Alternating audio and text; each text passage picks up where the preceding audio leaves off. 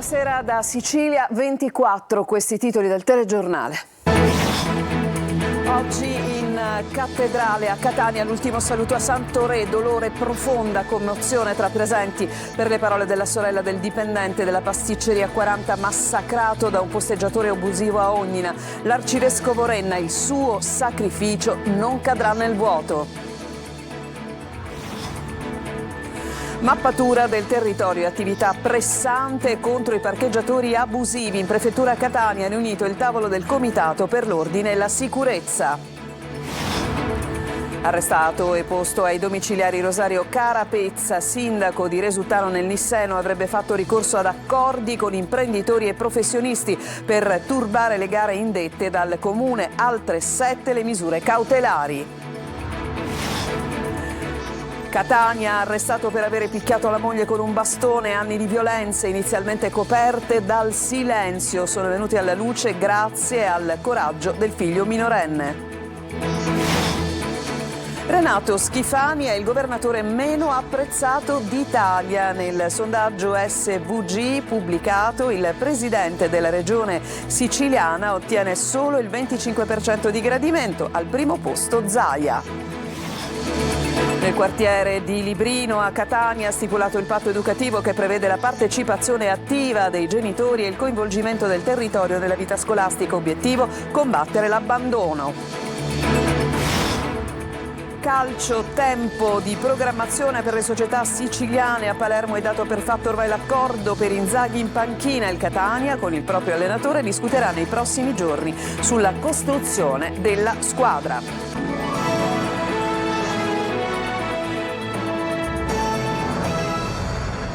Bentrovati oggi in cattedrale a Catania, i funerali di Santo Re, il trentenne che è stato ucciso il 30 maggio a Ognina dai colpi di coltello sferrati da un posteggiatore abusivo molto conosciuto dalla vittima, al quale, l'ha detto l'arcivescovo Renna durante l'omelia di oggi, la stessa vittima aveva teso tante volte la mano, aveva nutrito, aveva aiutato. Grande commozione quest'oggi in cattedrale, ma ci riferisce tutto il collega Luca Ciliberti. Sentiamo. Ti chiediamo scusa perché non siamo riusciti a proteggerti. Eri il piccolo di casa. Quel giorno sei venuto da me sanguinante chiedendomi aiuto. Scusa se non sono riuscita a salvarti. I volti irrigati dalle lacrime per una tragedia assurda, ancora oggi inspiegabile. In cattedrale a Catania i funerali di Santo Re, il pasticcere ucciso lo scorso 30 maggio nella piazza del borgo di Ognina per mano di un parcheggiatore abusivo di origine africana.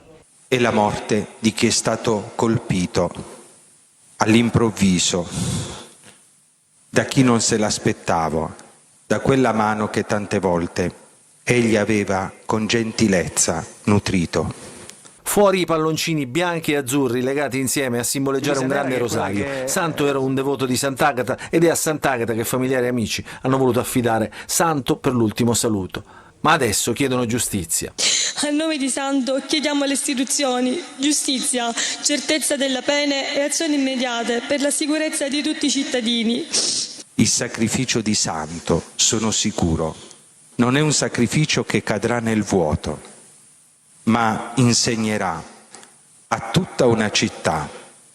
Quest'uomo laborioso insegnerà a tutta la città come si vive, come si tratta, come stare attenti a tutto ciò che ci può togliere sicurezza, che ci può togliere legalità e che ci può togliere dignità. Nel pomeriggio il feretro è transitato a Ognina davanti alla pasticceria che per lui era casa e famiglia.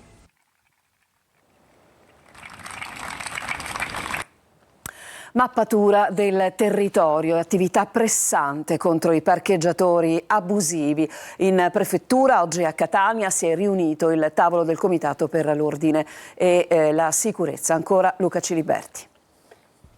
Il nuovo prefetto di Catania, Pietro Signoriello, ha convocato a Palazzo Minoriti il Comitato per l'Ordine e la Sicurezza. Al tavolo riuniti anche il sindaco e tutti i vertici delle forze dell'ordine. La riunione è servita per dare risposte immediate dopo l'omicidio di Ognina dello scorso 30 maggio, unito ai fenomeni di criminalità dilagante in Corso Sicilia e al diffuso senso di insicurezza denunciato dai cittadini nelle aree della Movida a Catania. Si è concordato di riprendere attività già svolte anche nel recente passato, ricominciando a fare una sorta di mappatura sostanzialmente di tutta la presenza dei parcheggiatori abusivi. Io credo che li andremo a ricontrollare uno per uno all'interno di attività straordinarie di controllo del territorio per capire esattamente chi sono, dove sono, che posizione hanno sul territorio nazionale e quindi si cercherà da questo punto di vista di svolgere un'attività di pressione importante. Nel caso specifico di Ognina questo parcheggiatore era stato arrestato, è tornato in libertà, era là davanti a tante persone, addirittura si diceva che molti lo conoscevano. Sì, abbiamo sentito anche di situazioni nelle quali lui, nonostante i controlli di polizia, era stato addirittura difeso da persone che stavano sul posto e individuato come persona, che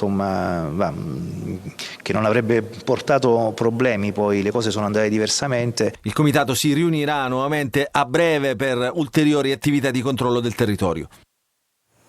Avrebbe fatto ricorso ad accordi con imprenditori e professionisti al fine di turbare le gare indette dal comune di Resuttano. Per questo è finito ai domiciliari il sindaco del comune del Nisseno. Sentiamo Rita Cinardi.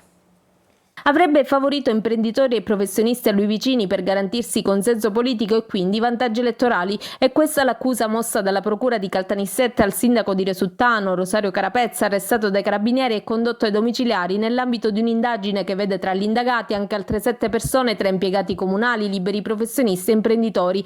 Per 3 di loro è stata emessa la misura cautelare interdittiva della sospensione dell'esercizio di pubblico ufficio, per altri 4 il divieto temporaneo di contrarre con la pubblica amministrazione. 2 i reati contestati a vario titolo, la turbata libertà degli incanti e la falsità ideologica e materiale commessa dal pubblico ufficiale in atti pubblici. Secondo l'accusa, nel primo caso gli indagati avrebbero fatto costantemente ricorso ad accordi con imprenditori e professionisti al fine di turbare le gare indette dal comune di Resuttano, in particolare quella relativa alla realizzazione di un centro comunale di raccolta dei rifiuti urbani indifferenziati e quella per i lavori di manutenzione straordinaria ed adeguamento del campo sportivo. I fatti risalgono al periodo tra il 2019 e il 2022. La turbativa si sarebbe concretizzata, secondo l'ipotesi accusatoria, nell'accordarsi preventivamente sugli esiti del procedimento, nel manipolare l'estrazione dell'offerta da inviare alla fase della procedura negoziata, nel redigere falsi verbali di sorteggio e di gara. La contestazione delle ipotesi di falsità ideologica commessa dal pubblico ufficiale in atti pubblici riguarderebbe invece l'affidamento di incarichi di progettazione, di direzione di lavori e manutenzione di edifici scolastici e comunali. 20 condanne per oltre 180 anni di reclusione. La sentenza pronunciata dal GUP di Catania, Anna Maria Cristaldi, a conclusione del processo celebrato in rito abbreviato, incardinato sull'inchiesta Doppio Petto contro il clan Ieni guidato dal boss deceduto Giacomo Maurizio, ritenuto ai vertici della cosca mafiosa Pillera Puntina. A capo del gruppo ci sarebbero stati figli del capomafia Francesco e Dario Giuseppe, Antonio Ieni, condannati rispettivamente a 20 anni e 18 anni e 8 mesi di reclusione. I 2 fratelli Ieni e Francesca Viglianesi sono stati anche condannati a risarcire i danni patrimoniali e non patrimoniali con una provvisionale di 10.000 euro all'imprenditore Angelo Di Martino, che il 4 dicembre del 2023 si era dimesso da presidente di Confindustria Catania dopo l'operazione Doppio Petto. Dall'inchiesta sarebbe emerso che avrebbe pagato il pizzo al clan senza denunciare l'estorsione. Un uomo di 47 anni è stato arrestato a Catania per avere picchiato la moglie con un bastone. Sono stati 2 anni di violenza, inizialmente coperte dal silenzio, venuti però alla luce grazie al coraggio del figlio minore. Sentiamo. Sono stati la forza e il coraggio del figlio 17enne a sottrarre dalle mani violente del padre una madre che non aveva mai avuto il coraggio di denunciare. 2 anni di botte, silenzi, 2 anni di paura, finiti con l'arresto di un uomo di 47 anni catanese accusato di gravi maltrattamenti nei confronti della moglie e dei suoi figli. Le violenze erano cominciate nel 2024. La donna si era presentata in ospedale con un braccio tumefatto. Inizialmente aveva detto che era stato il marito, ma poi aveva ritirato la denuncia. Un caso isolato, aveva spiegato. Nei mesi successivi le violenze non si sono fermate. Quando l'aggressione è finita con delle bastonate, provocando alla donna un grave trauma alla spalla, il figlio non è riuscito più a rimanere in silenzio e ha raccontato tutto. I 4 figli della coppia sono stati affidati a una casa famiglia. L'uomo, rintracciato in una casa nella zona di Vaccarizzo, è stato arrestato. Quella che abbiamo raccontato è la fotografia di una realtà che ci riguarda tutti e che continua a riempire le cronache dei giornali. Una violenza che spesso resta nascosta e che non parla solo di botte, ma anche di paura di denunciare e solitudine. Non possiamo abbassare la guardia, non possiamo smettere di parlarne. L'ipotesi di separazione di ST Microelectronics in 2 distinte società, una a controllo italiano e una a controllo francese, è priva di alcun fondamento, è quanto riferiscono fonti del MEF e del MIMIT, smentendo la notizia pubblicata questa mattina su organi di stampa. Le indiscrezioni parlano di un dossier affidato a banche d'affari e studi legali per valutare le possibili conseguenze di una eventuale scissione. Renato Schifani è il governatore meno apprezzato in Italia. Nel sondaggio SWG pubblicato, il presidente della regione siciliana ottiene solo il 25% di gradimento. Al primo posto c'è Zaia, il servizio di Francesco Triolo. Ultimo e con distacco, il presidente della regione Sicilia Renato Schifani chiude la classifica dei governatori stilata ogni anno da SWG in base alla popolarità tra i cittadini. Per il presidente della regione Schifani solo il 25%, in calo di 2 punti rispetto al 2024. Davanti Schifani, penultimo, il presidente della regione Lazio Francesco Rocca di Fratelli d'Italia al 31%, ma in crescita del 2%. Luca Zaia e Massimiliano Federico invece sono i presidenti del Veneto e del Friuli Venezia Giulia che si confermano i governatori più apprezzati d'Italia. Secondo il sondaggio, infatti, il Doge è stato promosso dal 70% degli intervistati, mentre il collega di Trieste incassa un 64%. Segue con il 53% la neoeletta in Umbria Stefania Proietti, seguita dal governatore della Calabria Roberto Chiuto con il 52%. Al quinto posto il governatore della Campania Vincenzo De Luca, anche lui al 52%, ma in calo di 4 punti rispetto al 2024. In testa c'è dunque una coppia di governatori al secondo mandato, entrambi leghisti, che pare dare forza alla posizione della Lega a favore del terzo mandato per i presidenti della regioni. E veniamo adesso ai cantieri e alle polemiche che riguardano l'autostrada Palermo-Catania A19. Dopo le dimissioni dei 2 subcommissari è previsto domani un incontro tra ANAS e Regione per accelerare l'iter dei lavori appunto sull'autostrada. Marco Gullà. 2 subcommissari dimessi, un vertice d'urgenza tra ANAS e il presidente della regione Renato Schifani, la presa di posizione congiunta dei sindaci di Casteldaccia, Altavilla e Bagheria, non ultima l'ira degli automobilisti che ogni giorno devono stare ore e ore nel traffico per via dei numerosi cantieri che si incontrano lungo il percorso. Caos e polemiche sulla 19, la Palermo-Catania, soprattutto dopo i 15 chilometri di code del 2 giugno. Ieri le dimissioni dei 2 subcommissari, ma l'opposizione politica chiede che a prendersi la responsabilità sia il commissario governativo dei lavori, ovvero Renato Schifani. ANAS e Regione Sicilia si incontreranno proprio domani per accelerare l'iter dei lavori e sbloccare i cantieri in vista anche dell'imminente stagione estiva. Un problema decisamente sottovalutato e che è venuto a galla in una giornata di grande flusso come quella del 2 giugno. Nel cantiere fra Bagheria e Palermo è in corso la manutenzione straordinaria per l'adeguamento delle barriere di sicurezza metalliche in corrispondenza degli svincoli in entrambe le carreggiate. L'altro problema è che non c'è neanche una strada alternativa, perché anche la strada statale 113 e la strada Contrada dei Valloni di collegamento tra i comuni di Altavilla, Casteldaccia e Bagheria da diverso tempo sono piene di interruzioni e restringimenti per via di altri cantieri. La recente eruzione dell'Etna, che ha fatto scoppiare polemiche sul mancato rispetto delle regole che limitano di oltrepassare i 2500 metri in caso di allerta, ha portato però alla luce un sistema che funziona. Si chiama ETNAS, è ideato da INGV e Protezione Civile. Sentiamo di che si tratta nel servizio di Eva Spampinato. Etnas è uno dei pochi sistemi che in Sicilia funziona e lo ha dimostrato proprio in occasione della recente eruzione dell'Etna, che si è sviluppata con un crollo di parte della parete del vulcano che ha provocato poi una spettacolare quanto pericolosa nube ardente. Il sistema è stato messo a punto da Protezione Civile e INGV e permette di riconoscere in anticipo il verificarsi di fontane di lava e di apertura di fratture eruttive laterali. È un contenitore che hanno sviluppato ricercatori dell'Osservatorio Etneo che gestisce una serie di sottosistemi di allertamento. Il sistema è in funzione dal 2022. A spiegarne il meccanismo è il direttore dell'Istituto Nazionale di Vulcanologia di Catania, Stefano Branca. Dalla sala operativa dell'INGV parte la segnalazione via mail alla Protezione Civile, che a sua volta la dirama a tutti gli enti e istituzioni interessati sul territorio. Complessivamente gestisce 8 singoli sistemi di allertamento che sono ognuno di questi legati a un singolo parametro geofisico, tipo il tremore, la localizzazione del tremore, l'infrasuono, oppure altri parametri come le anomalie termiche, eccetera.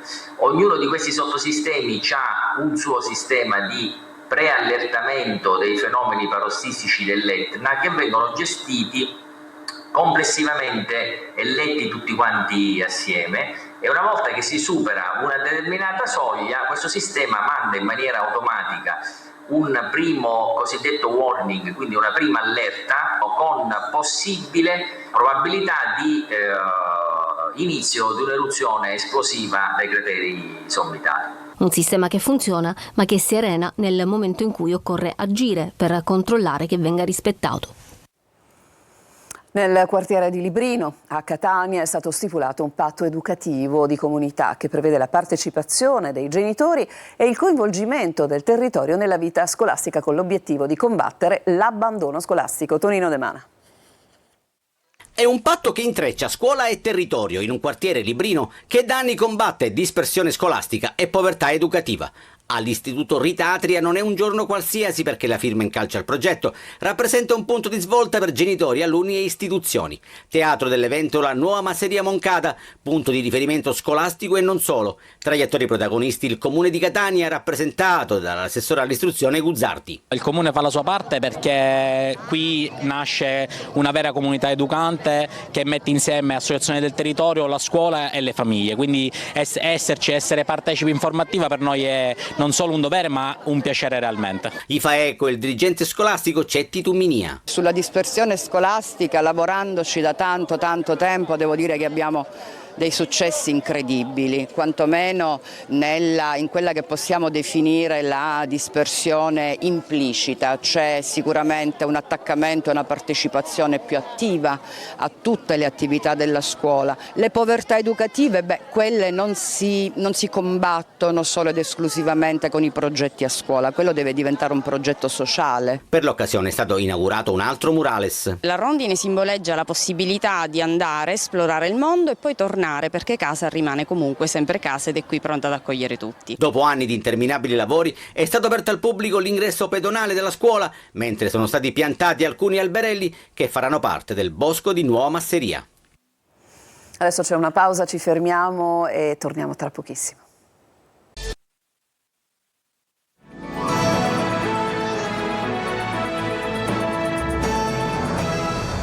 Seconda parte di Sicilia 24, presentata questa mattina a Palazzo della Cultura Catania, Déjà Vu, un'opera di rigenerazione urbana, frutto di una sinergia tra pubblico e privato. Il nostro servizio è di Lorena Dolci. È solo il bozzetto, ma già si intravede il soggetto finale. 2 donne, una di fronte all'altra, un fiore in mano, un atto di gentilezza. È Déjà Vu, un ecomurales firmato dallo street artist Ligama, che restituisce nuova bellezza alla circonvallazione di Catania e rende omaggio a Sant'Agata. Una sinergia pubblico-privato con il dono dell'azienda Covai alla città per celebrare i suoi 40 anni di attività. Un dono per Catania appunto che coinvolge i giovani, uno dei suoi figli, cioè Salvo Ligama, l'artista che abbiamo scelto per realizzare quest'opera, e allo stesso tempo possa dare un segno di bellezza a questa città che tanto bella è ma che allo stesso tempo è tanto piena di problemi. Ligama è un ex allievo dell'Accademia di Belle Arti che partecipa al progetto con i suoi studenti. I nostri ragazzi lavoreranno insieme con i nostri professori, faranno questa attività di una alta formazione sul territorio e svolgeranno quello che credo sia il compito di questa accademia, creare delle reti culturali, delle reti tra istituzioni che guardino al privato. È un po' il seguito del lavoro che stiamo portando avanti come amministrazione nella rigenerazione urbana di questa città attraverso la riqualificazione di piazze, di grandi spazi a verde e quindi quando poi si sviluppa una sinergia come quella che stiamo presentando oggi tra pubblico e privato, certamente l'amministrazione non può che esserne felice. L'opera sarà realizzata in parte con vernici fotocatalitiche capaci cioè di purificare l'aria in una zona molto trafficata. Sarà inaugurata sabato 14 giugno al Tondo Gioeni. Nella Sicilia, che legge poco, mancano i bibliotecari. Vi raccontiamo la storia di Pietro, ragioniere in pensione, che anni fa ha aperto una biblioteca itinerante di strada. Marco Gullà. In un paese dove si legge sempre meno, la Sicilia resta fanalino di coda negli indici di lettura. Nella metà delle biblioteche mancano i bibliotecari e oltre 3 comuni su 4 non hanno nemmeno una libreria. Eppure a Palermo, nel cuore di un centro storico ormai invaso da ristoranti e locali, c'è ancora chi crede nella forza dei libri. Lui è Pietro, un ragioniere in pensione che ha trasformato un angolo di città in qualcosa di unico, una biblioteca itinerante. Prima innanzitutto mi sono affittato un localino qua, che sarebbe questo che poco fa avete visto, vedi, qua dentro, dove subito l'ho saturato di libri e naturalmente poi piano piano ho dovuto mettere qualche fogliolina fuori e abbiamo fatto una bellissima, un vicolo, una bellissima via stradina di Palermo, piazzetta Monte Santa Rosolina, abbiamo riempito i libri. Attualmente dopo 12 anni sono circa 70-80 mila libri. Qui non si compra, si scambia tra donazioni e baratti. Questa biblioteca è diventata un punto di riferimento per cittadini e turisti. Tanti anni che il Pietro Tramonte porta avanti questo luogo di incontro più che altro. Oggi ho preso un libro che parla sull'Africa. Pietro passa ore e ore tra i libri e quando gli chiediamo se rifarebbe tutto da capo non ha dubbi. Se dovessi rifare questa cosa la rifarei volentieri. Anche se ci sono state delle problematiche, però lo rifarei ogni giorno, ogni ora, ogni secondo, ogni minuto. Ci fermiamo ancora, c'è un'altra pausa e poi il calcio. A tra poco.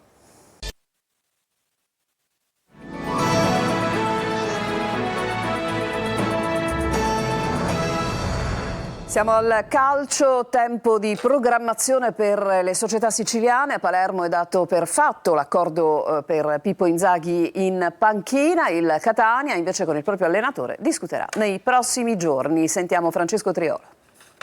Radio Mercato parla di una trattativa arrivata ai dettagli, quella per far sedere Pippo Inzaghi sulla panchina del Palermo. Un paio di indizi farebbero una prova e sono quelli dei sondaggi che l'ormai ex allenatore del Pisa avrebbe fatto con alcuni suoi fedelissimi, uno tra tutti Vignato, che potrebbero seguirlo nell'avventura rosanero. A Catania si discute invece il futuro di Faggiano, ma anche e soprattutto quello di Mimmo Toscano.